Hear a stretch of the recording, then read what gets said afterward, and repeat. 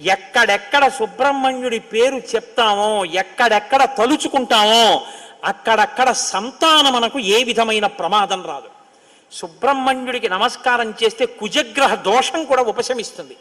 ఎక్కడెక్కడ షణ్ముఖుణ్ణి ఆరాధన చేస్తారో అక్కడ ఐశ్వర్యం పరిడవిల్లుతుంది.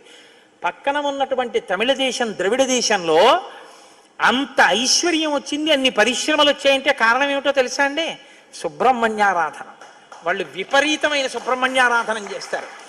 సుబ్రహ్మణ్య ఆరాధనం చేసినా, షణ్ముఖుడికి ప్రదక్షిణం చేసినా, ఆయనకి నమస్కారం చేసినా జ్ఞానము, ఐశ్వర్యము, సంతానము, సంతానమునకు క్షేమము, ఆయువు, ఆరోగ్యము అన్నీ కలుగుతాయి.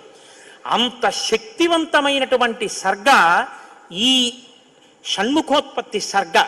అందుకే వాల్మీకి మహర్షి ఎప్పుడూ కూడా అసలు ఫలశ్రుతి చెప్పరు. కానీ ఈ షణ్ముఖోత్పత్తి